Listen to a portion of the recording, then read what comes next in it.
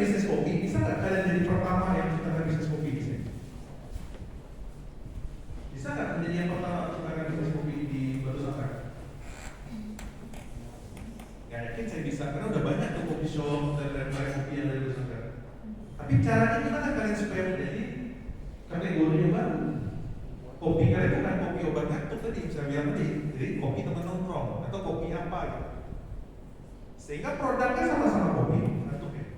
Minum kopi dulu. Maksudnya gini, jadi kopi kalian itu kategorikan positioningnya berbeda. Jangan jadi kopi yang biasa aja. Jadi kan kopi kalian sebagai kopi apa? Makanya itu teman-teman kalau lihat kopi itu banyak barangnya sama, tapi positioningnya berbeda. Nah, menjadi yang pertama itu, siapa yang menjadi pertama dalam bulan? Orang tahu ya, Armstrong. Yang kedua, ketiga enggak. Enggak. Kenapa? Karena memang kalau produk itu selalu yang pertama yang dilihat orang. Selalu kayak gitu. Kalau kalian nggak bisa jadi yang pertama itu susah. Nah, lalu jadi apa? Jadi yang berbeda. Jadi kan bisa menjadi yang pertama, jadi yang berbeda yang secara signifikan. Mungkin nanti kopinya produknya berbeda atau fungsinya yang kita bedakan. Ya, contoh Red Bull bukan sekedar minuman energi. Kalau minuman energi, Red Bull itu ya kayak ratingnya kita kan perusahaan Red Bull. Kalau dulu ini Red Bull. Kalau bukan minuman energi banyak saingannya, banyak minuman energi lainnya. Tapi Red Bull masuk sebagai apa? Sebagai menciptakan kategori gaya hidup ekstrim. Makanya kalau kalian lihat iklan Red Bull dia hubungan dengan olahraga ekstrim. Panjat gunung, skateboard, sepeda motor cross dan lain-lain itu sponsornya Red Bull semua. Kenapa? Karena dia pengen masuk ke sana, pengen masuk ke kategori gaya hidup ekstrim. Makanya saya bilang tadi, kalau kalian jualan kopi, ya kan, pengennya masuk ke teman nongkrong. Di mana ada tongkrongan, di sana ada merek kopi. Di sana ada tongkrongan, di sana ada merek kopi. Misalkan nih, atau makanan. Indomie goreng biasa. Mana-mana ada yang jual Indomie goreng. Karena butuh tuh mie pedas dan lain-lain. Positioningnya beda. Orang makan mie pedas bukan cari kenyangnya, cuma tantangan. Oh, saya bisa level 5, saya bisa level 2, saya bisa level 3. Kalau Indomie goreng ya sudah makan aja, nikmatin aja. Tapi Indomie pedas apa yang dicari di sana? Tantangan. Oh, saya nggak mati makan level 5. Saya nggak apa-apa kalau level 3. Itu yang terjadi di rata-rata di tempat Indomie pedas-pedasan. Yang dicari itu bukan masalah pedas, bukan masalah enak atau tidak enak, tapi lebih ke kuat atau tidak kuat. Itu positioning. Nah, saya yakin nanti akan susah bagi kita di zaman sekarang untuk menciptakan produk baru. Kenapa? Karena semuanya udah ada. Makanan apa ya ada? Pizza ada pizza, burger ada burger. Kalau burger kalah sama Aldi's burger. Semua burger jadi Allah. Jadi maksud saya itu susah menciptakan produk baru. Tapi yang bisa kita ciptakan apa? Perbedaan dalam positioning. Next. Nah, bagaimana cara kita menemukan positioning? Analisis kompetitor. Kita carilah kompetitor kita itu di mana posisinya sekarang. Jadi teman-teman yang sudah punya bisnis boleh diaplikasikan, yang belum punya bisnis bisa disimpan. Kenapa? Karena saya yakin 100% akan kepake baik-baik. Yang pertama, kalian harus petakan dulu kompetitor kalian sekarang siapa?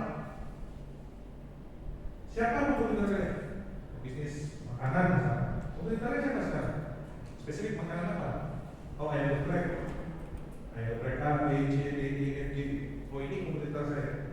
Petakan dulu. Lalu dimasukin lagi. Apakah kompetitor kalau ayam geprek aja? Enggak. Ayam geprek dikategorikan sebagai makanan berat. Benar kan? Jadi ada namanya kompetitor langsung, ada kompetitor tidak langsung. Kompetitor langsungnya adalah ayam geprek lainnya. Tapi kalau kompetitor tidak langsungnya siapa? Makanan berat lainnya. Nasi padang, nasi goreng, apalagi warung soto, yang makanan berat lah. Yang artinya ini, satu orang tidak mau makan ayam geprek, dia nyari makan apa? Ya kan? Itu namanya kompetitor tidak langsung. Kalian kayak gitu. Ya. Yang kedua, kalian analisis positioning. Apa yang mereka klaim? Kira-kira kompetitor kalian main di mana? Itu yang saya bilang tadi. Mereka main di mana? Mereka main di obat kantung, kayak kopi dan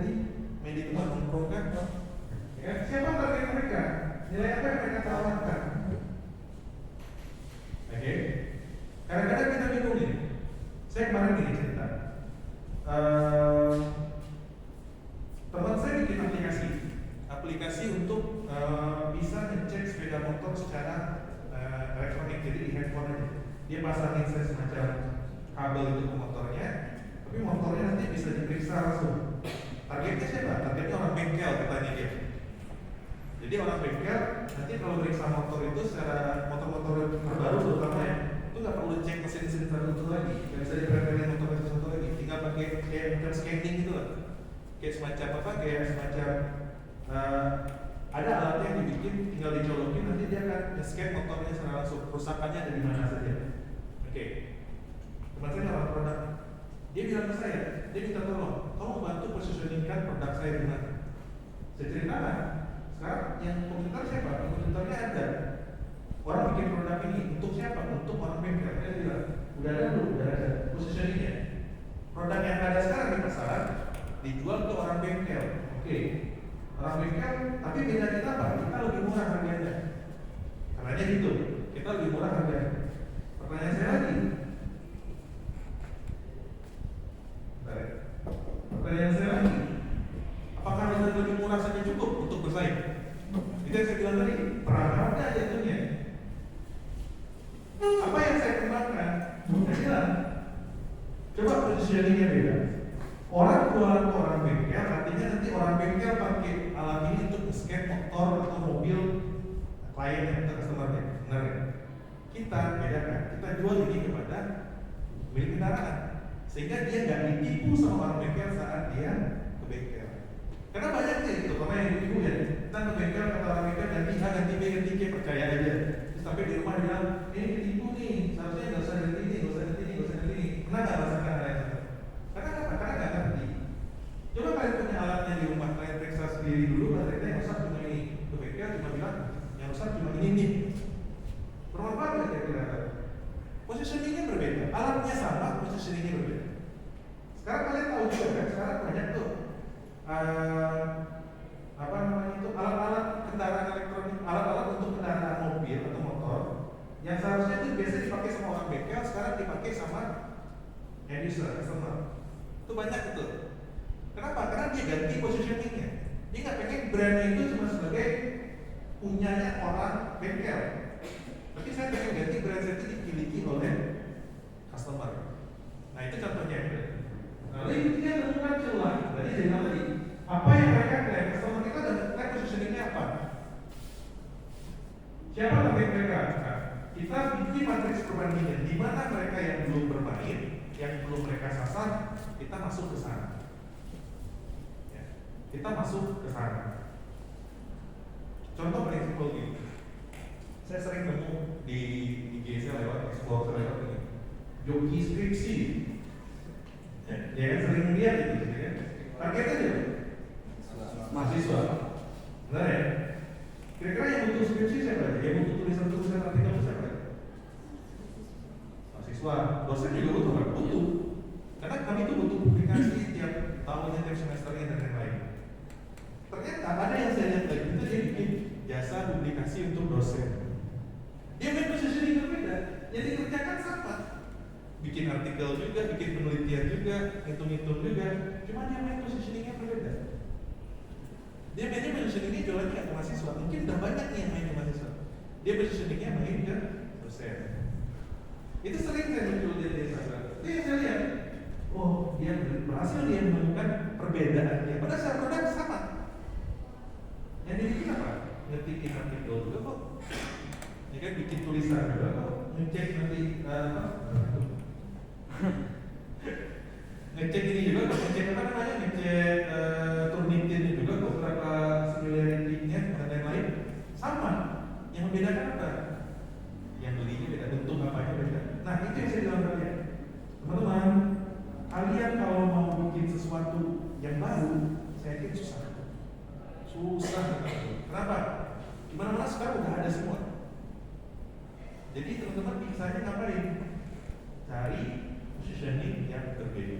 Sehingga nanti kalian jualan, kalian akan menemukan satu hal yang unik dari market kalian, itu yang kalian sasar. Contoh tadi saya ngomong sama Bilal, saya langsung ngomong praktek langsung aja. Ngomong sama Bilal, dia katanya ayahnya nelayan dan punya produk ikan asin.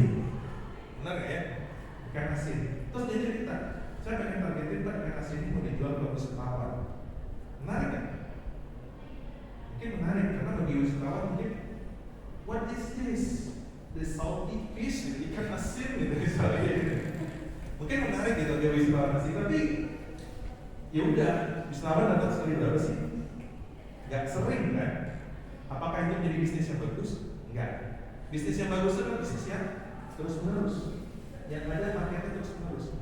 Saya bilang, kenapa nggak ditargetin secara online, tapi ikan asinnya diubah, bukan ikan asinnya diubah, pengemasannya diubah, ya, packagingnya diubah, mungkin rasanya diubah. Ikan asin barbecue udah pernah jual. Misalnya kayak gitu, kita nggak tahu kan? Ikan asin barbecue, ikan asin keju gitu. Iya kan, kita nggak tahu. Iya teman-teman boleh ketawa sekarang, tapi kenapa ada yang jualan apa? Singkong meledak itu apa? Singkong keju meledak itu. Nenek-nenek kita dulu udah makan singkong goreng. Ya kan? Pagi-pagi itu orang pesawat itu singkong kopi gitu. Singkong gorengnya nggak ada. Cuma orang baru lihat sekarang positioningnya nih singkong goreng udah ada. Bedanya di mana? Oke, positioning saya anak muda, pakai saya anak muda. Anak muda suka rasa-rasa berbagai macam. Singkong goreng saya pakai bumbu cabai lah, keju lah. Itu yang membuat dia positioningnya beda. Karena target marketnya berbeda.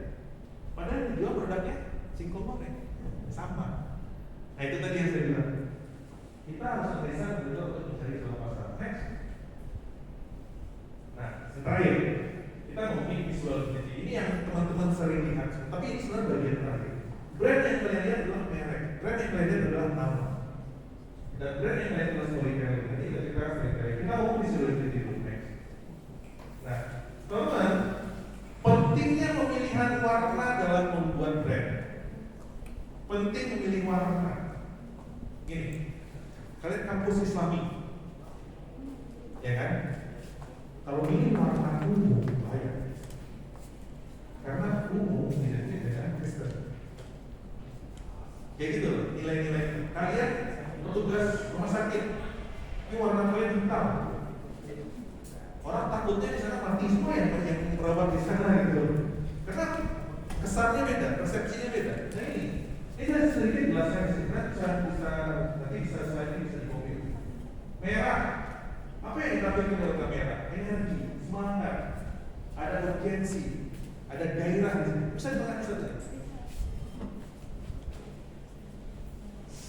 Ya kan? Contoh Coca-Cola, YouTube, Netflix gitu. Nah saya punya tips juga ya. Yang bisnis makanan, ini ada tips. Bisnis makanan, kalau bisa pilih warnanya antara 3: merah, kuning, putih. Jangan pilih warna biru. Karena secara psikologis warna biru itu membuat kita tidak lapar. Secara psikologis warna yang membuat lapar itu merah, kuning. Makanya kalau kalian lihat banyak franchise makanan, banyak perusahaan-perusahaan makanan itu warnanya merah kuning. Merah kuning itu kayak menimbulkan semangat gitu. Jadi pengen makan. Malah kalau sebaliknya, kalau saya pengen diet, piringnya ganti warna biru. Katanya gitu. Ini secara psikologi warna kita ngomongin. Nah, biru itu terkait dengan apa? Tenang, profesional, stabil, percayaan gitu. Warna-warna yang kayak kalian pakai sekarang biru terus apa kan? Tenang, profesional. Dia coba nilai-nilai apa yang nilai-nilai dari warna bawah tadi masih ada ceritanya. Kuning, optimisme, ceria, kreatif, perhatian, produk seperti apa? Hijau, energi, semangat, inspirasi. Ini kopi pasir. Belum saya ganti. Contohnya ya, rasa apa? Hijau itu melambangkan natural, alam, ketenangan juga. Kalau kalian bikin produk-produk yang sifatnya alamiah, pasti warnanya hijau. Terus warna-warna religius juga, warna Islam. Saya berarti dengan hijau, ya kan? Ungu, kepercayaan, tenang, profesional, stabil, salah, itu masih atas. Sorry, ungu itu lebih ekstrim juga. Nanti saya perbaiki, saya kirim pertanyaan. Ungu itu warna-warna yang ekstrim juga. Dia itu menampakkan merah tapi identik biru. Jadi agak campuran merah dan biru. Nah, contohnya apa? Kayak kuning, milka itu menampakkan keceriaan. Hitam, hitam itu sebaliknya salah ya. Saya dari buru-buru gitu. Hitam itu lebih keduka. Hitam itu juga perlawanan. Hitam itu juga bentuk apa ya? Ketidakpedulian. Contoh kalau orang-orang anak punk itu kan hitam hitam tuh dominan, metal juga hitam tuh karena bentuknya rebel, bentuknya perlawanan. Dan hitam tuh tapi netral juga. Tapi sebenarnya kalau hitam itu kan kalau identitas kita tuh duka. Tapi kalau di tempat lain ada lagi tuh warna-warna duka lainnya. Oke, tapi di Indonesia kita pakai lah pilihan ini. Nah ini kalau visual brandnya kayak gimana nih jenis surutnya. Tapi kalau ini agak susah, coba next lagi. Nah ini bisa teman-teman pakai. Teman-teman pakai font itu nggak sembarangan pilih font mana yang ada, enggak. Nulis logo nama kita tuh font itu ada artinya. Nah kalau yang di atas itu untuk yang formal, dia tuh ada runcing ujungnya. Ya, yang buat tuh sel-sel itu agak santai. Sering namanya script itu lebih santai lagi, tapi ada yang bentuknya macam-macam script itu, yang script itu tulisan bersambung, itu lebih klasik lagi misalnya. Yang lain namanya dekoratif. Nah, ini kita bisa pilih seperti apa yang kalian pengen membangun logo kalian dari font-font seperti ini. Next. Nah ini, satu lagi yang penting adalah memilih nama brand. 7 nama brand yang baik dan benar itu apa indikatornya? Next. Ini.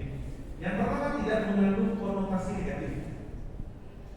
Makanya kalau di Indonesia itu bahkan bagaimana lagi kita bisa tidak dapat label halal dari nama brand. Kalau kalian tahu dulu di mie gacoan itu nama brandnya itu minuman itu es pocong lah, es kuntilanak lah dan lain-lain. Sehingga mereka tidak bisa memakai label halal. Karena di Indonesia tidak boleh itu dapat label halal karena sifatnya akan Tuhan buat. Sama satu lagi dulu, si prostitut itu kan bukan prostitusi. Di Padang itu ada namanya mie narako. Sekarang jadi mie narko. Dan kenapa? Karena narako itu nggak akan dapat label halal. Karena sifatnya terlalu berlebihan gitu. Itu jangan pakai nama yang konotasi negatif, nggak bagus. Yang kedua, tidak berlebihan. Saya bilang tadi, jangan kayak makanan surga. Aneh makanan surga. Makanya udah pernah surga. Atau kayak pedasnya ekstrimnya kayak api neraka. Jangan pakai kata-kata yang gitu, itu juga berlebihan itu nggak bagus. Yang ketiga, mudah dibaca, diucapkan dan diingat. Ini saya sampaikan. Brand itu simple aja. Saat orang baca, gampang dibaca, gampang diingat, dan gampang diucapkan. Contoh apa? Misalkan kopi yang terkenal Jakarta, kopi tuku, udah simple, kopi tuku. Jadi orang kayak artinya mungkin nggak tahu atau apa gitu. Tapi simple, dibaca ingat, dibaca mudah, diingat, gampang. Atau gini, salah satu makanan favorit saya kalau di Jakarta namanya itu itlah. Itlah kan artinya makan, makanlah gitu, simple aja. Itlah gitu, simple dan rata. Kalau kita ngomong itlah pasti kayaknya makan pasti itlah gitu. Atau di apa? Ada lagi itu saya lupa di mana ya. Tapi di Jawa ya, di Jogja punyanya basisnya Silang Seven. Itu bikin nama minuman itu tapi bahasa Jawa obat haus gitu. Namanya minuman, tapi dalam bahasa Jawa. Saya lupa bahasa Jawa. Tapi namanya artinya itu obat halus itu sesimpel itu. Adi Bayi hidup ini saya nemu sadaku atau apa gitu, jualan minuman. Dagu artinya tahu ya, mendegu kayak minuman itu kan. Kan kita langsung ingat sadaku ya minuman. Simple tapi orang langsung ingat. Nah, ini brandnya kayak gitu. Nggak usah harus pakai bahasa Inggris, tapi orang nggak ngerti artinya apa. Gitu. Ya, jangan berlebihan menggunakan bahasa asing. Kelihatannya keren, tapi ujung-ujungnya orang nggak ngerti itu apa. Itu bahaya sekali buat bisnis kalian. Yang ketiga, tidak menggunakan istilah yang tren. Kenapa Pak tidak boleh pakai istilah yang tren? Karena tren itu sifatnya sementara. Saat kita menggunakan istilah yang tren, tapi tren itu nanti hilang, bisnis kalian juga hilang. Jadi jangan menggunakan istilah yang tren. Gunakan istilah yang umum. Supaya bisnis kalian tidak tenggelam dengan tenggelamnya tren. Lalu sesuai personality. Nah ini ingat, personality penting. Contoh, saya pernah nemu di Tanah Abang jualan jilbab, ya, jilbab Adam. Kira-kira dia mau beli nggak ibu-ibu bikin cewek? Dia yang beli jilbab cowok, ya apa? Mau pernah bambang. Itu personality-nya beda. Atau kalian punya bisnis bengkel, tapi nama bengkel primitif. Ya, ini yang jualan yang bengkelnya bengkel apa sih kok nggak cowok banget gitu. Nah kayak gitu, jadi sesuai dengan personality. Kalau memang target market kita tuh cowok, bagaimana nasibnya brand-brand yang dekat dengan cowok. Kalau target kita cewek, bagaimana brand-brand yang dekat dengan cewek. Atau target market kita orang tua, jangan pakai istilah target market orang tua nih, pakai istilah bahasa Inggris yang asingnya minta ampun. Gak masuk, kenapa gak masuk? Ya siapa yang mau beli? Orang gak paham, baca aja susah gitu. Jadi sesuaikan personality. Lalu sesuai target market juga sama tadi yang juga ada deskriptif versus abstrak. Ada istilahnya itu yang pas dibaca langsung tahu brand itu, ada yang perlu dipahami dulu baru tahu. Contoh orang ngomong ini, Apple. Apple kan brand yang sangat mudah diingat, tapi orang perlu memahami dulu. Kalau orang nggak tahu, orang awam mungkin bilangnya ya buah kan atau apa kan gitu. Tapi saat orang itu tahu itu, dia paham, baru dia ingat itu konteksnya handphone atau laptop atau apa gitu. Itu yang maksudnya yang harus dipahami terlebih dulu. Tapi kalau kalian misalkan ada merek baju namanya bajuku, pas sekali dengar langsung tahu jualannya apa, baju. Kayak tadi Itlah, pas kita dengar kita langsung tahu itu jualannya apa, makanan. Kan? Jadi itu yang saya bilang tadi, jangan kita terjebak dengan apa. Nah, lalu setelah kita punya brand, kita punya cerita tentang brand kita punya personality, apa yang kita lakukan selanjutnya adalah kita miliki cerita tentang brand kita sampaikan cerita. Kita harus tentang brand story. Next. Sebuah cerita itu asyik seru dan menyenangkan jika apa? Jika relate dengan kita. Itu teman saya yakin kalau nonton film, nonton apapun lah, kalau teman-teman punya cerita yang sama dengan film tersebut, teman-teman pasti akan ngikutin dari awal kan.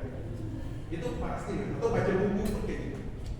Atau kalian suka banget dengan orangnya, sekarang pasti ngikutin cerita dari awal sampai akhir. Walaupun kita orang lain tidak peduli dengan orang tersebut, tapi kalau kalian peduli, kalian akan ngikutin. Itu maksudnya cerita yang bagus. Artinya apa? Relate dengan diri kita.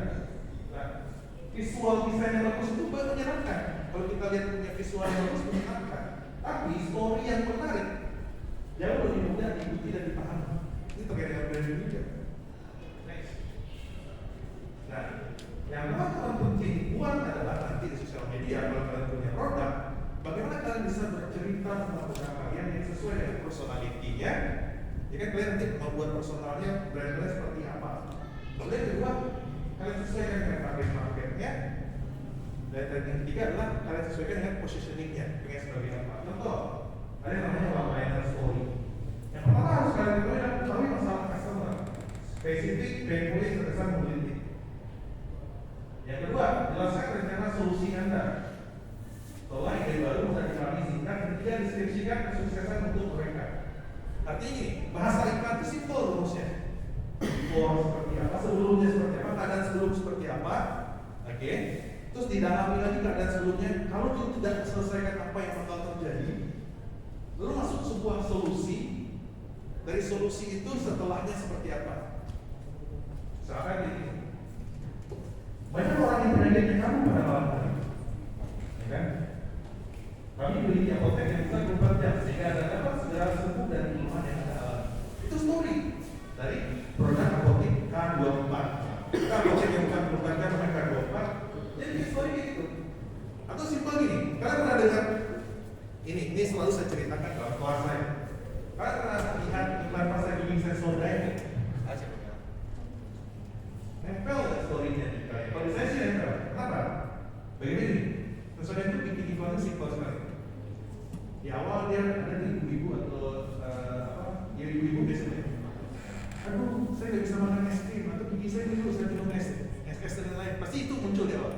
Yang ditampilkan apa? Story-nya diceritakan permasalahannya gimana. Terus ditambah cerita lagi. Yang gigi saya sensitif, apalagi kalau saya harus makan es krim ini bisa ngilu sekali bla bla bla bla. Ditambah lagi masalah, dipertebal masalahnya. Lalu muncul tuh orang pakai jas putih seolah adalah dokter, dia cerita gigi sensitif disebabkan oleh gini. Jadi kita merasa orang ini ngerti nih tentang masalah gigi sensitif.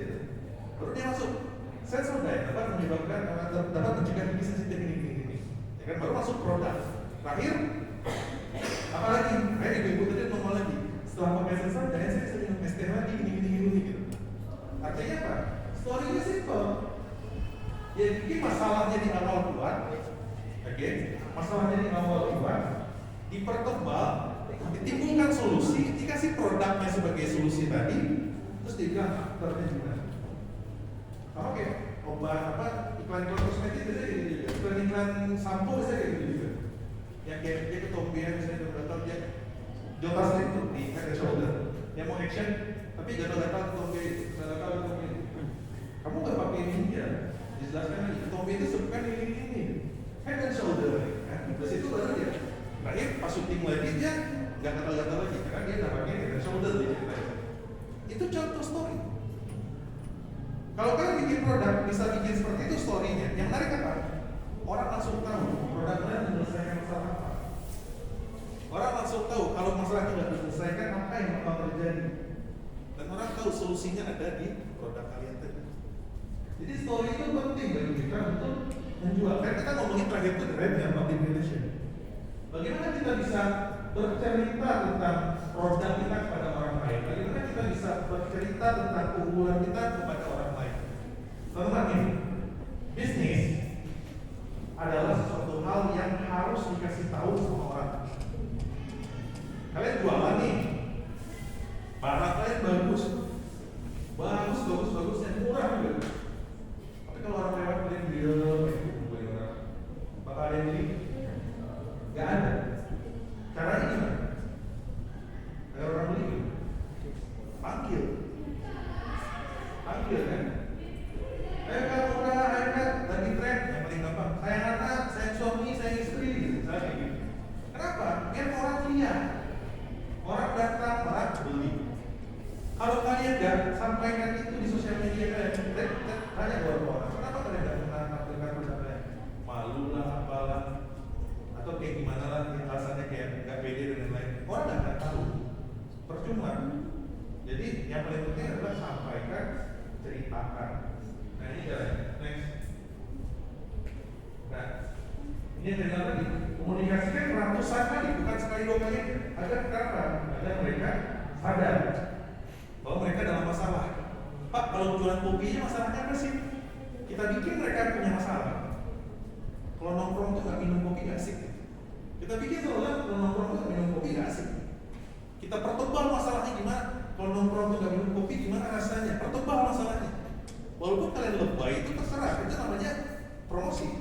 Tapi kalian pertebal masalahnya sehingga orang nanti bisa beli, bisa percaya. Kalau memang kalau nongkrong itu nggak pakai kopi nggak asik gitu. Lalu kalian sampaikan tahu, kalau kalian punya solusinya. Kalau nongkrong itu nggak asik, kita ada solusinya. Solusinya apa?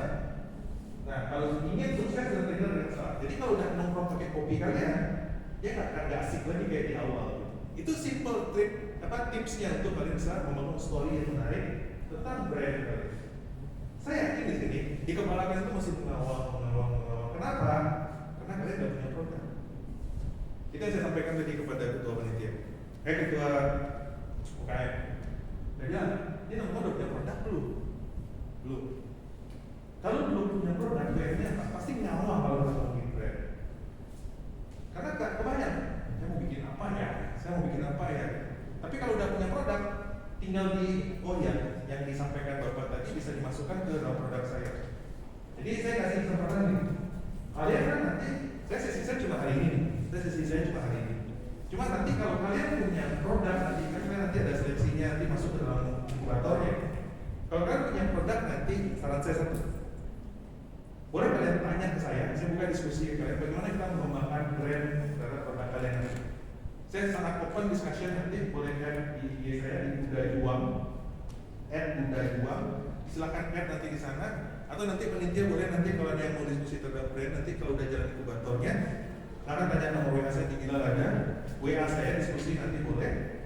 Nanti kita akan kembangkan bagaimana brand kalian atau bagaimana kalian untuk membangun brand kalian. Karena itu penting sekali. Karena sekarang masih kosong aja. Itu next. Dan next lagi.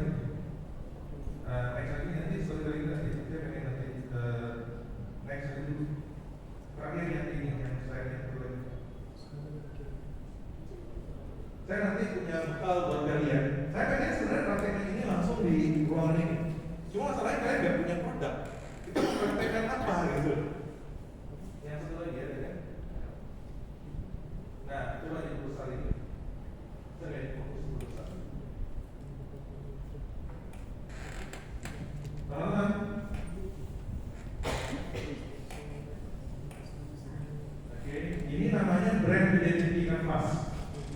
Kalian mungkin nggak familiar dengan bisnis model kanvas.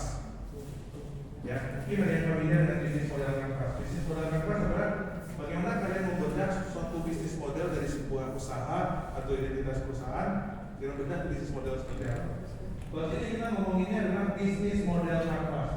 Bagaimana bisnis model, bisnis apa? Brand identity kanvas. Bagaimana kalian menemukan identitas brand dari produk kalian nanti? Saat kalian nanti udah masuk ke dalam tahap workshop, tahap inkubator, saya minta masing-masing kalian tolong bikin isi ini. Yang tolong bisa panitia bisa dibagikan nanti peserta setelah yang bagian ini. Ini tidak ada pertanyaan, coba disesuaikan bisa.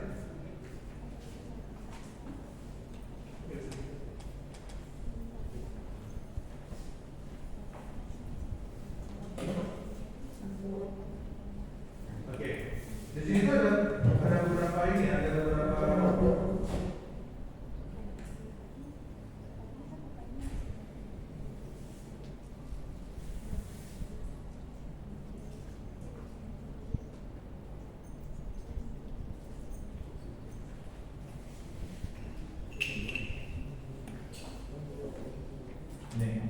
Ini saudara bisa siapkan ya. Saya tadi awalnya malah kalau kalian sudah punya brand, kalau sudah punya produk, kita bisa kerjakan ini sekarang. Harapan saya itu sebenarnya. Cuma sampai di sini tadi sampaikan ternyata belum ada yang punya produk, dia punya bisnis malah cuma 2 orang atau 3 orang gitu saja kan. Jadi agak susah kalau kita mau mendevelop ini sekarang. Kalian pasti akan bingung. Cuma saya akan tinggalkan pada panitia. Apa yang harus kalian bikin nanti? Kalian bikin ini.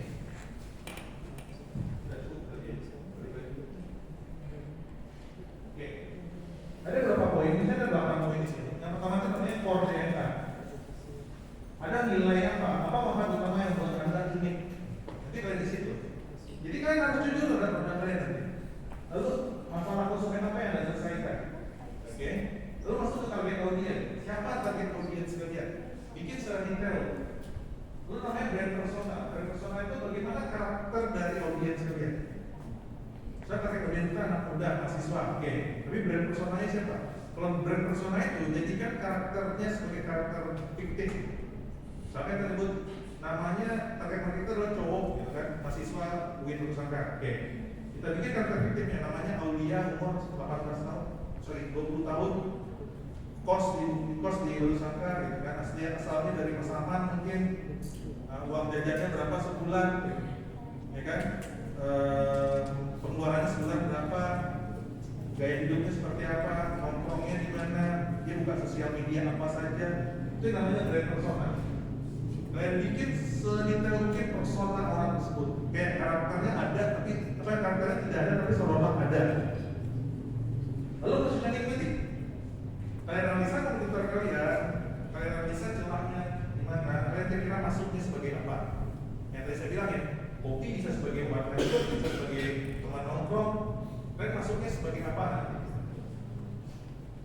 Nanti ada tagline-nya, jadi tagline-nya gimana? Sudah saya jelaskan di sini. Aksi, manfaat, terus karakter. Nanti kalian bisa mengembangkan. Lalu pilih visual identity. Pilih 2 warna utama untuk logo kalian nanti atau untuk brand kalian. Lalu bagaimana tulisannya, boleh digunakan. Lalu ini message-nya, pesan utama apa yang disampaikan dari merek kalian, dari brand kalian. Lalu bagaimana storytelling-nya? Ceritakan bagaimana kalian bikin cerita tentang brand kalian. Lalu baru masuk action plan. Nah, action plan ini sebenarnya saya berharap adalah sebenarnya kalian udah punya konten hari ini yang bisa kalian share sebenarnya sosial media. Karena saya di lapangan kami sebenarnya kemarin kita ini ikut workshopnya kita bisa langsung praktek gitu kan. Nah kalau sekarang saya pasti kalian bingung mau posting apa di sosial media.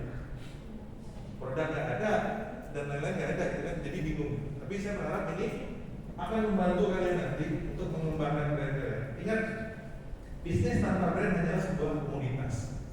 Jadi produk tanpa brand adalah sebuah komunitas. Dan komunitas akan gampang diganti oleh komunitas lainnya. Atau akan gampang kalah dengan harga yang lebih murah. Tapi saat kalian sudah nempel brand itu ke beberapa customer, dia mau nggak mau, dia akan nyari kalian. Ini yang penting. Kenapa brand itu penting? Kata orang kan, brand itu kan cuma nama, brand itu cuma ini. Enggak, brand itu tidak sesimpel itu. Brand itu adalah sebuah hal yang harus nempel ke benang customer. Yang saya bilang lagi di awal, kenapa orang pada cari oleh harus ke Christine Hakim? Banyak kok yang jual pupuk Sanjaya lainnya di Padang, kenapa harus Christine Hakim? Karena orang kerasnya berarti udah enter cuma Christine Hakim. Gitu. Jadi saya bilang apa ya? Saya pengen sukses di bisnis yang paling bagus adalah bisnis yang punya brand yang bagus. Karena kalau sekedar produk yang bagus akan gampang dikalahkan sama produk lain. Oke, next. Di sini nanti ada model pengisiannya. Nanti bagaimana cara mengisinya dan lain-lainnya ada di sini semua. Nanti saya berharap panitia bisa bantu nanti tolong nanti bisa di-share kepada peserta yang lolos. Tapi dia mengumumkan sosial media ini dan ada guideline-nya yang bisa dia ikuti. Oke, saya rasa untuk sore hari ini cukup sampai di sini. Saya buka pertanyaan kepada teman-teman semuanya. Saya tambah lagi dikit. Tadi Raffi cerita tentang bangun bisnis. Kebetulan dari awal sampai sekarang kita masih sering diskusi dengan Raffi. Yang saya sampaikan dulu jadi ke teman-teman mahasiswa. Teman-teman tujuannya kuliah apa sih? Tujuan kuliah apa? Oh, nambah wawasan aja. Apa lagi? Jujur aja, jujur. Tujuan kuliah apa? Untuk ilmu aja. Kenapa nggak nonton YouTube aja?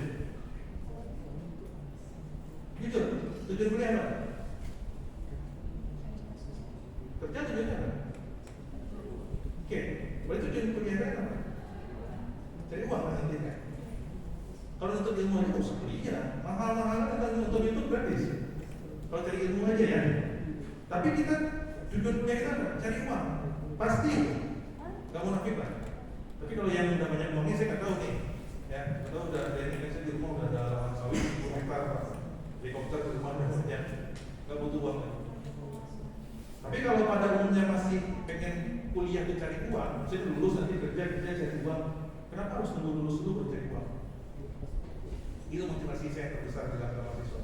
Kalau kalian pengen kerja harus nunggu 4 tahun dulu baru cari uang, kuliah 4 tahun dulu baru cari uang pas harus kerja, itu pun belum tentu langsung kerja. Ada masa nganggur yang tentu biasanya, ya kan? Dan lama biasanya. Kenapa harus nunggu berapa tahun dulu untuk cari uang? Mulai sekarang. Dan saya percaya gini, Raffi udah sampaikan, kita tuh pasti punya masa gagal. Kita tuh pasti punya masa gagal. Ya kata orang kalau orang yang langsung sukses itu ya 1 di antara 1000. Jadi saya asumsikan semuanya pasti punya masa gagal. Sekarang kalian kan tujuan utamanya masih belajar nih. Yaudah, selama kalian belum tujuan utamanya belum nyari uang, habiskan masa gagalnya dulu. Sehingga nanti kalau kalian sudah lulus dan memang fokus pada nyari uang, kan nggak ada jatah gagalnya habis istilahnya. Kalian tinggal suksesnya aja. Jadi bagi teman-teman yang pengen mulai bisnis ya, mulai bisnis paling bagusnya kapan? Sekarang. Gak ada modal, dia sudah jadi caranya gimana? Bikin skala kecil dulu. Apalagi yang masalah, gak punya kemauan, itu yang susah juga.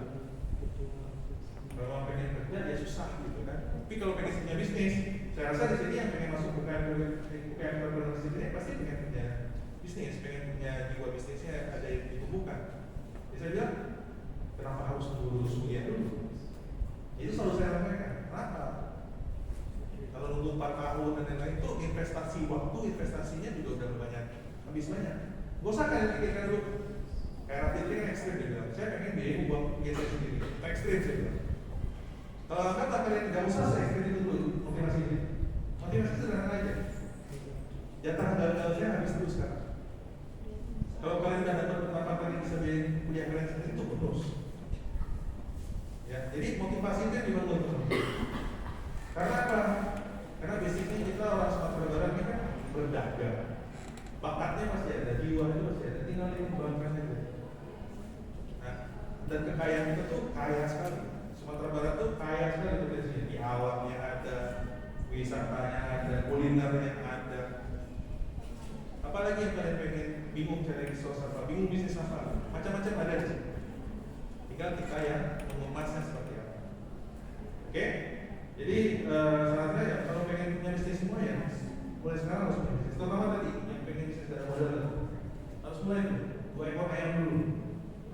Harus saya coba mati sudah makan ayam. Ya apa? Kan belum sampai mati udah sakit tapi udah sedih makan ayam. Tidaknya ada gagalnya habis itu. Besok udah gagal lagi. Tapi kalau gagal jangan berhenti. Nah ini satu lagi nih, gagal udah nggak lanjut lagi. Ya gagal tuh jangan berhenti karena kalau udah gagal sekali, nanti jatah gagalnya udah kurang.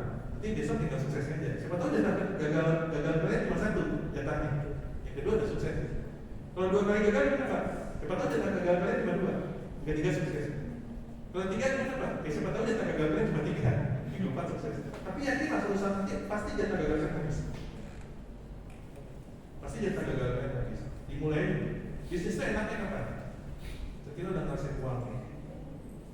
Cuma menjelang dapat uangnya itu struggle. Karena saya ngalamin.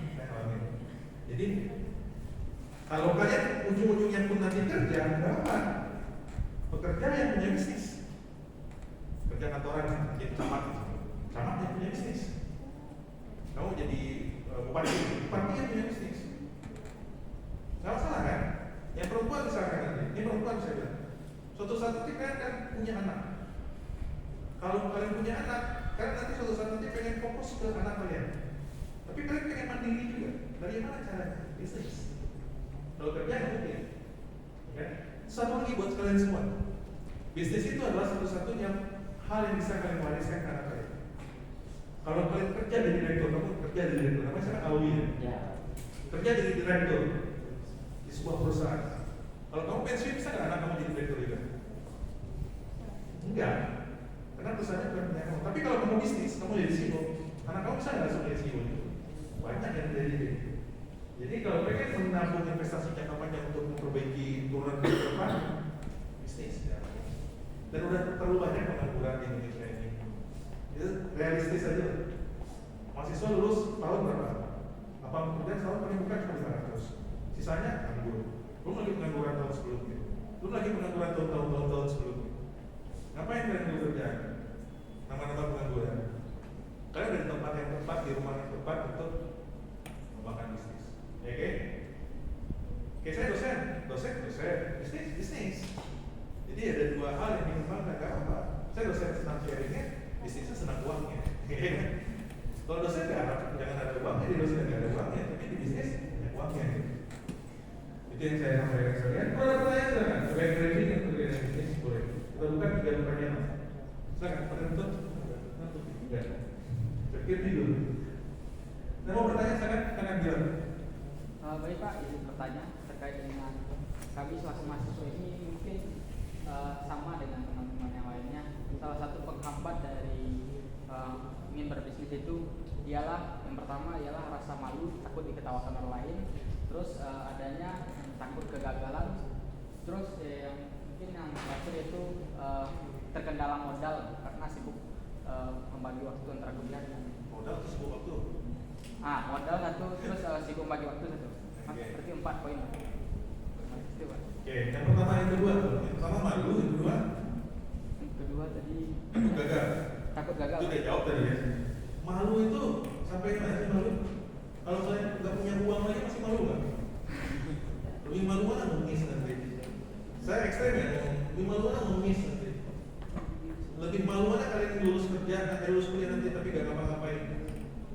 Lebih malu mana nanti kalian masih sampai tua nanti masih minta uang orang tua? Malu mana? Itu kalau ekstrimnya malu ya. Mending malunya dibuang sekarang dulu. Ya kan? Emang kalau udah punya uang masih malu? Saya selalu pakai prinsip ini. Saya suruh mahasiswa saya di MBS di Bukit Tinggi survei tukang bakso gerobak. Saya tanya, kalian cari modalnya sehari berapa? Pendapatannya sehari berapa? Tahu apa yang terjadi? Awalnya saya tanya, sebelum mereka taruh ke lapangan saya tanya, mau nggak jadi tukang bakso gerobak? Nggak mau Pak. Kenapa? Capek, panas-panasan, gini-gini. Oke, survei tukang bakso gerobak di lapangan berapa pendapatan mereka? Sehari bisa mereka lebih 1.500.000 sampai lebih. Ada omsetnya bahkan lebih dari 2 juta. Karena mereka punya 2 bakso. Ada yang dia bikin di rumah, terus dia nyelamatin orang lain, tetangga-tetangganya untuk jalanin gerobak dia. Tapi yang bikin dia, pendapatannya bisa sampai 3 juta. Versinya bisa 3 juta per bulan, per hari. Semua gerobaknya. Pertanyaan saya selanjutnya sama mahasiswa pas di kelas selanjutnya, mau nggak jadi tukang bakso? Mau. Kenapa? Uangnya enak. Karena udah ada uangnya. Itu yang jadi obat malu itu tuh uang. Kalau udah ada uangnya itu malu nggak? Enggak lah. Apa yang malu? Kenapa banyak tukang-tukang itu yang misalnya tukang bakso gerobak, mereka pede aja. Kenapa? Karena uangnya enak. Mereka kelihatannya sampai ke sini. Saya pernah nanya sama satu tukang es krim. Dari saya SD sampai saya sekarang masih ada tuh. Tukang es keliling itu es tong-tong kalau saya buat di Bumbu. Yang keliling-keliling tong-tong. Dia punya rumah bagus di Jawa. Jadi uang ini sini dia bawa ke Jawa, dia bangun rumah, anaknya sekolah, anaknya kuliah. Terus ini dia kayak itu aja keliling. Bagi saya itu nggak ada malu lagi, ngapain saya malu? Rumah saya bagus, gitu ya. Uang saya banyak, gitu ya. Anak saya kuliah, malunya nggak lewat, iya kan? Kalau gagal, saya bilang gagal itu ada jatah. Kalau kamu nggak gagal sekarang, nanti gagal nanti. Pilihan mana? Mau gagal sekarang, mau gagal nanti. Yang sekarang dulu, nggak apa-apa gagal sekarang. Jatahnya dari situ aja. Kamu kayak main game, kamu tahu nih, ya kan? Kalau kamu punya 3 nyawa. Kalau main game bisa kita punya 3 nyawa. Lawan raja terakhir. Kalau kita bisa lewatin raja terakhir ini sekarang, nanti kita enak nih jalannya. Tapi kita punya 3 nyawa. Yaudah, pasti kamu, ya lah, nyawa 1, nyawa 2 habis penting. Pas ketiga, kita udah tahu tipsnya dan triknya ngalahin raja terakhir. Pasti kayak gitu kalau main game. Itu juga, jatah gagal itu kita pakai terus. Sampai akhirnya kita tahu cara ngalahin gagal itu gimana. Waktu, nah waktu. Kalau saya beda prinsipnya. Saya kuliah juga nggak 3,5 tahun lulus. Nggak 4 tahun juga lulus. Saya lulus 4,5 tahun. Tapi saya 6 bulan ke Amerika. Gratis kan? Bagi saya dulu prinsipnya gini. Jangan sampai organisasi tinggal gara-gara kuliah. Kembali ke kalau orang jangan sampai kuliah tinggal gara-gara itu. Kalau saya jangan sampai kegiatan luar kuliah itu tertinggal gara-gara kuliah. Jadi yang penting itu Pak, kuliah di kampus kita pasti akan dapat ijazah, ya ijazah dan lain-lain. Tapi kegiatan lain yang kita kerjakan itu yang nambah skill kita. Saya pernah mempekerjakan orang. Saat saya wawancara orang di kantor saya wawancara itu pertanyaan saya bukan kamu IPK berapa, kamu manajemen bisnisnya nilainya apa, enggak. Yang saya tanya apa? Kamu selama kuliah ngapain aja?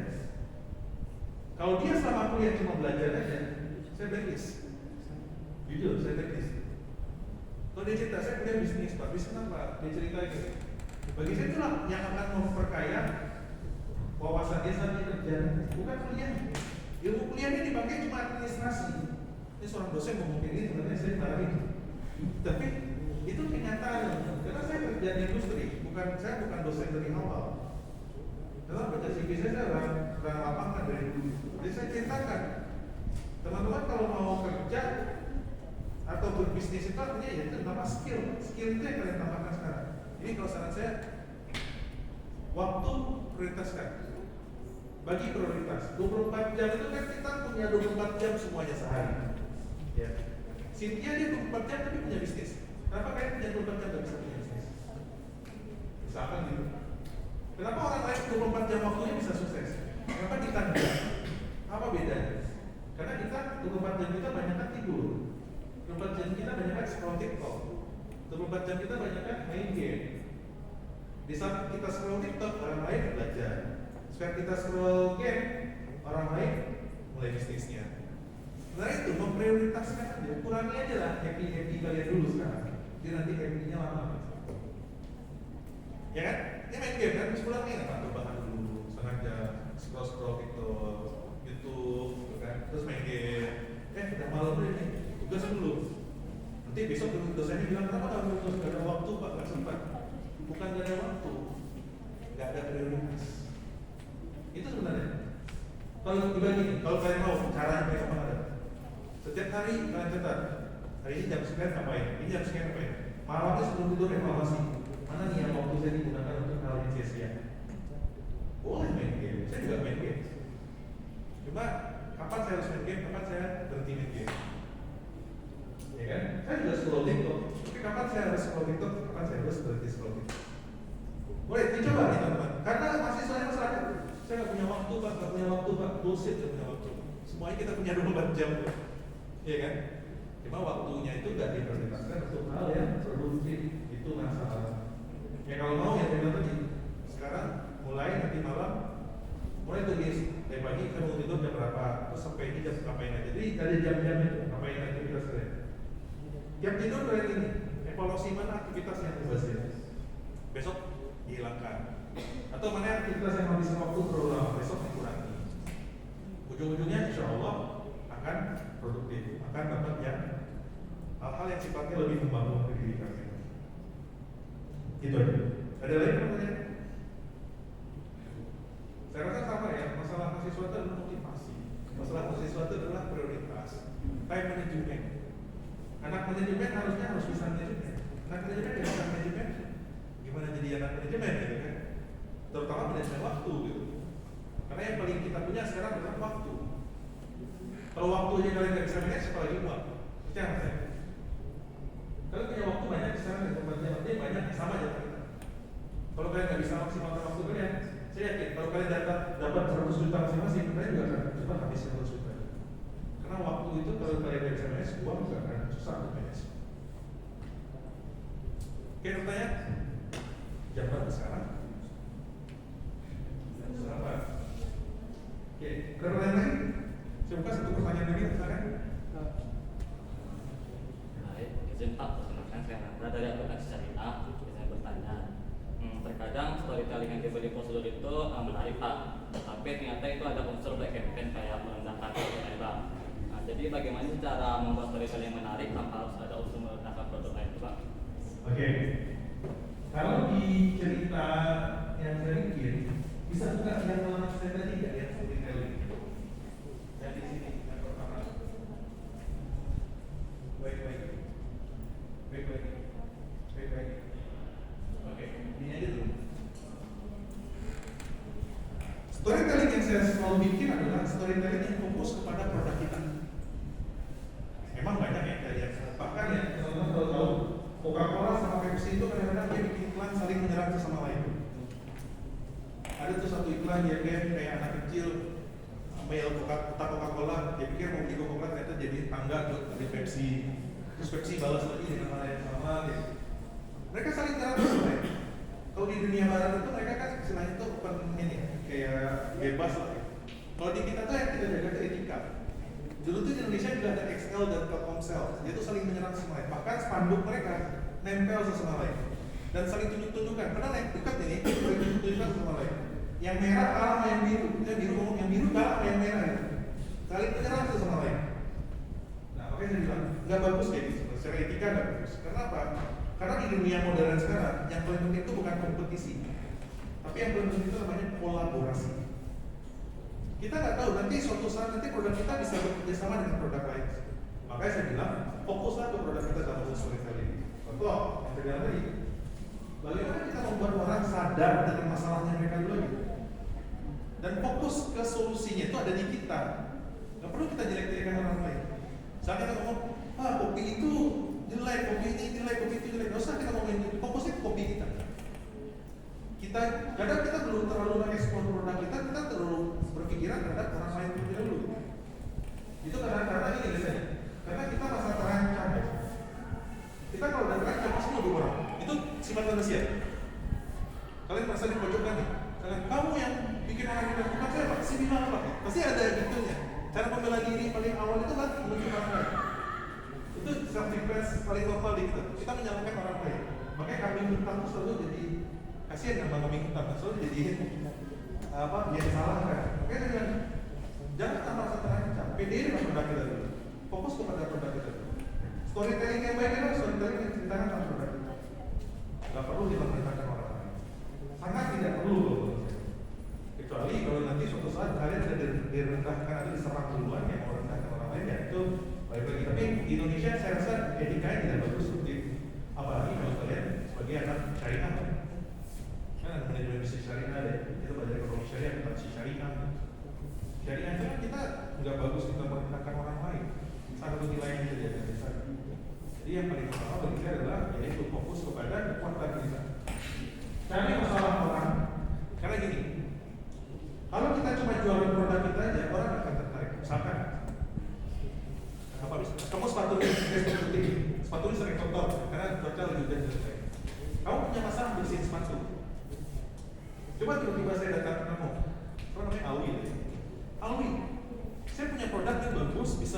sepatu dan lain-lain. Awi mungkin tidak akan tertarik. Kenapa? Buat apa? Mungkin yang mikirnya kayak gitu. Tapi kalau saya cerita gini, Awi, pernah nggak sih kalau bersihin sepatu putih itu susah sekali? Atau pakai sepatu putih itu ribet sekali? Kenapa? Karena kan kalau kotor dikitnya kita harus bersihin. Kalau kotor dikit itu kelihatan banget kotornya. Ini loh, Wibi. Ada loh sebenarnya zatnya bisa bersihin. Kita mau pakai sekali aja, itu kayak melindungi dari percikan lumpur. Terus dia tinggal dilapnya bersih kan, nggak akan kotorin sepatu. Emang ada ya? Karena dia ngerasa problemnya dia relate. Ada di produknya. Kayak kita sering-sering menarik. Jadi kita sasar masalah orang. Jangan sasar keunggulan langsung. Jangan apalagi jangan sasar, jangan pakai produknya si Bilal, jelek, mahal lagi. Jangan kayak gitu. Nanti kita nggak pede dengan produk kita. Itu yang saya sampaikan selalu. Fokus aja ke diri kita. Sasar masalah orang. Ya masalah orang kita sasar dulu. Karena kalau masalahnya udah kena, otomatis dia akan cari solusinya. Dan kalau kita punya solusinya itu udah enak banget jual. Karena yang kita jual bukan barang, yang kita jual solusi. Kalau kita jualan solusi yang benar emosional, bukan rasional lagi.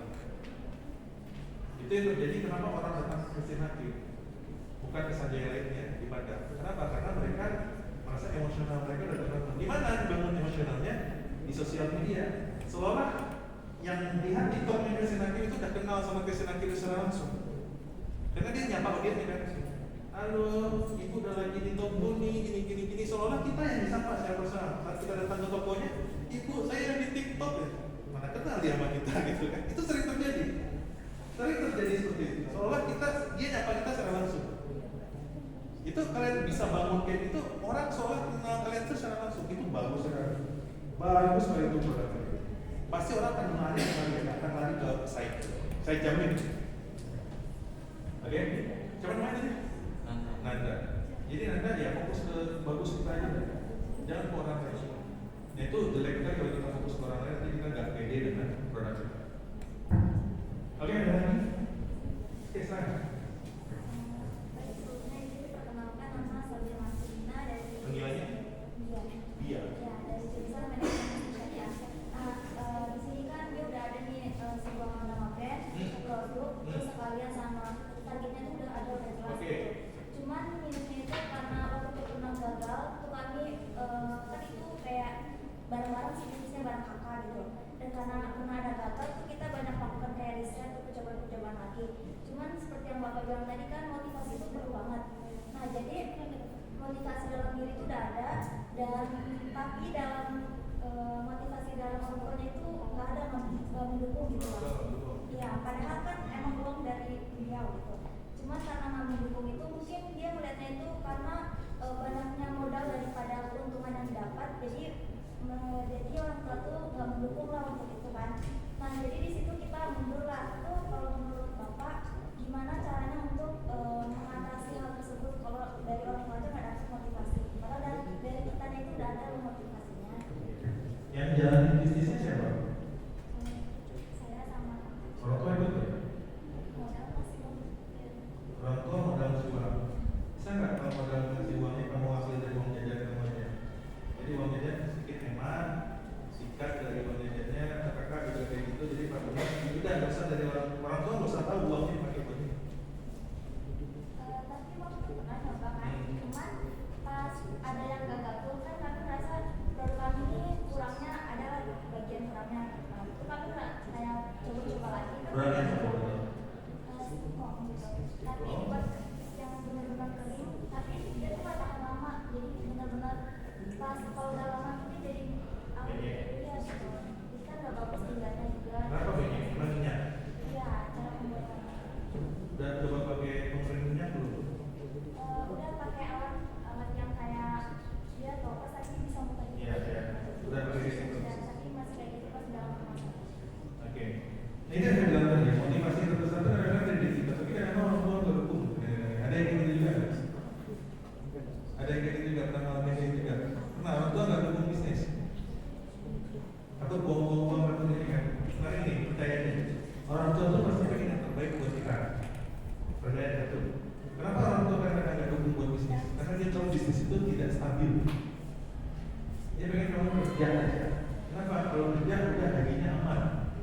Pasti biasa itu dari orang tua. Kita kerja aja lah, dia tiap bulan dapat gaji, nanti pensiun dapat pensiun, lagi jadi PNS dah, nanti pensiun dapat pensiun, ya kan, dan lain-lain dan lain-lain. Nah itu sebenarnya bagaimana komunikasi dengan orang tua. Yang kedua membuktikan orang tua. Yang saya bilang tadi, orang tua kan merasa gagal itu, merasa tidak yakin dengan kamu karena kamu gagal. Ya udah apa? Coba komunikasinya apa? Coba aja dulu, Pak.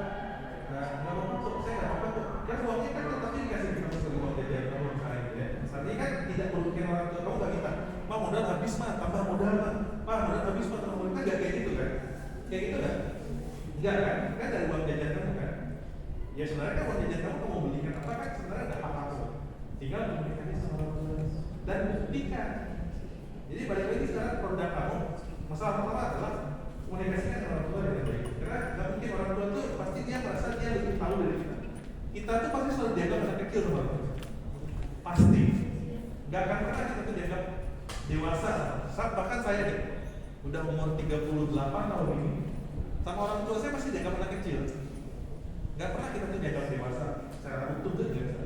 Jadi dia pasti yang lebih tahu dari kita dia. Jadi komunikasi. Yang kedua, untuk membuktikan orang tua, kamu harus buktikan kalau ini bisa menghasilkan. Jadi satu sisi kamu harus perbaiki bisnisnya. Apa yang harus dibikin produksinya atau kenapa kamu jualan produknya itu harus tahan lama?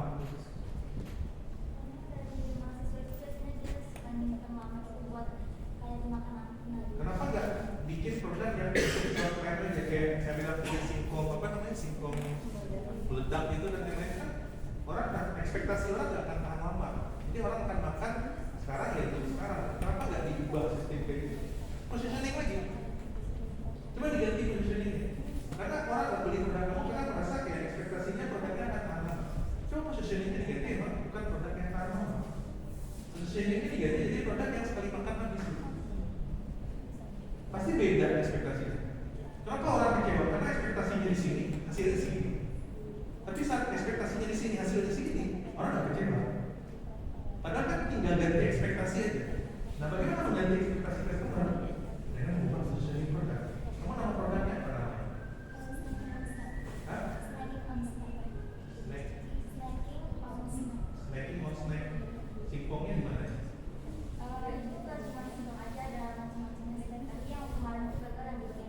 Oke, apalagi itu?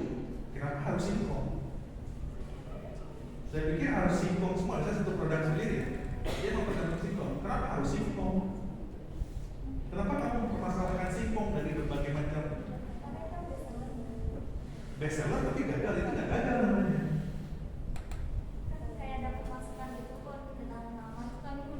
Oke, berarti kamu tetap pakai jualan singkong, tapi kamu berusaha untuk singkong ini itu tahan lama. Oke, ini sama dengan saya jamur masalahnya. Saya dulu rendang jamur saja. Rendang jamur itu ternyata ada efek saat kita memasaknya tidak benar. Itu akan keluar gas, dan itu akan sangat tidak tahan lama. Akhirnya ekspektasi kita awalnya rendang jamur itu saya taruh di dalam rumah sakit. Ujung-ujungnya rendang jamur itu saya jual spray order. Jadi kalau dia mau pesan baru saya bikinin rendang jamur. Kenapa? Karena kalau saya jual dalam kemasan, takutnya orang beli nanti rasanya udah rusak, orang nggak mau lagi. Jadi saya sarankan ke kamu, apa namanya? Biar coba positioning yang singkongnya diubah. Positioning singkongnya diubah. Kalau keripik pasti tahan lama. Kalau keripik, dia nggak keripik kan? Bukan keripik kan? Nah kalau keripik dia pasti tahan lama. Karena saja ini sebulan masih oke kok gitu. Misalkan masalahnya dijaga. Tapi kalau dia bukan keripik, nah itu kan positioningnya diubah. Snack yang tidak tahan lama gitu. Coba positioningnya diubah. Karena kalau kamu maksa terus, kamu kan rugi terus. Itu adalah habis senjata gagal bukan berarti keras kepala, iya kan? Kita udah gagal, coba lagi, ujung-ujungnya ya gagal terus. Cuma kita belajar dari kesalahan, Kalau bisa singkongnya, kalau mau coba nanti kasih tahu saya nanti ada IG saya sudah jual. Nanti coba diskusi sama saya kan saya belum tahu detail produknya seperti apa masalahnya. Kalau saya tahu detail produknya, kita cari solusinya. Saya bantu nanti. Saya senang sekali bantu. Kalau ada suatu hal yang kira-kira